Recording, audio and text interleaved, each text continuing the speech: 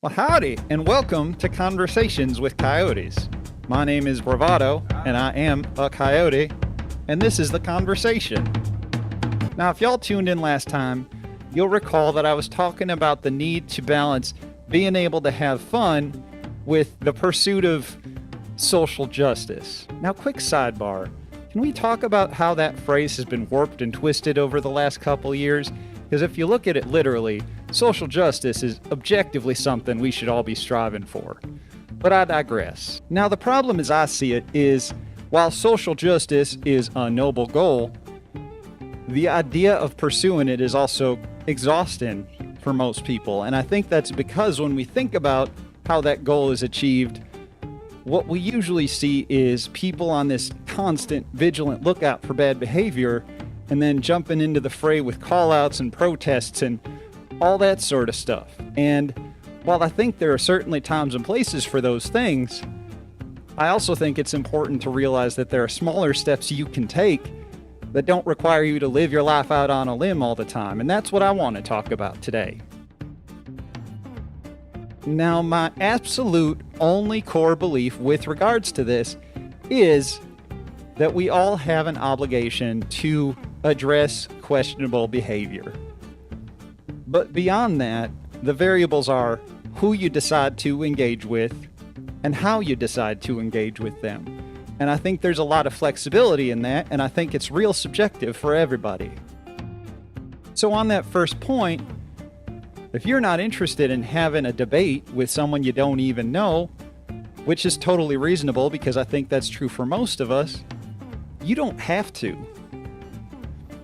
The least you can do is have these conversations with close friends or family or other people you trust if they say something that you disagree with. And that actually brings me to the second point. You'll note I said have a conversation with them. Now, I know there's gonna be this temptation to run to social media and tell everybody how dumb this person's comment was, especially if the comment itself was on social media. And I don't know how emphatically I can tell you that that's a bad idea, and here's why. Try to imagine how you feel anytime someone says something even vaguely negative to you. It's not a great feeling, and it can be tough to resist the urge to lash back out at them and take those comments objectively. Now imagine you've got 1,000 or 2,000 or 5,000 other sets of eyes on that same comment and multiply that pressure. And now you're left with this option of admitting to what you did wrong and looking like a fool in front of all these people, or trying to defend yourself. So the least you can do, especially if it's a person you know and claim to care about, is take this to them privately. I can't emphasize that enough.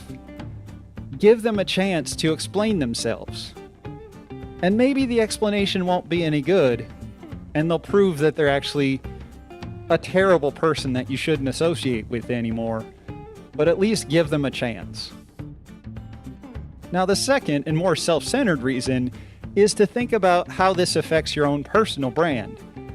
Do you want to become known as the person who constantly calls people out, especially if those people are just making mistakes? And I'm not saying they're all mistakes, but I'm saying that people are going to start to check themselves around you, and it could very well cost you friendships if this is the way you decide to handle things. There's an appreciation for someone who can have this conversation quietly and maturely versus, like I said before, airing dirty laundry on Twitter. And so I think that's something you need to think about. And not least of all, furry Twitter is just animal people. People follow other people because they like their cute avatars. And if your cute avatar is constantly accusing people of racism, you're going to attract a very specific type of follower and put off a whole lot more. Now, I'm not trying to say that jumping into these battles on Twitter is categorically a bad idea. I'm just saying that there are certain people who are equipped to deal with it effectively, and not everybody is. And I actually think that it serves an important purpose of this sort of check and balance system for people who chronically say stupid things. I'm just trying to clarify that that's not the only way to participate and not the only way to help, or even the most effective way to help. You can do little things. You can take baby steps that don't involve you stepping way out of your comfort zone and still help improve things. And that's what I want you to realize. So that's all I got. I hope that this is information that you find useful should the situation arise. But in the meantime, remember what I said before about being able to have fun and enjoy yourself. And speaking of which, I'm going to be going to Fur Migration this weekend here in Minnesota. So if you're also there, I'd love to meet you, so come say hi. But either way, I've been Bravado, and this has been a conversation with me, a coyote. I'll catch y'all next time.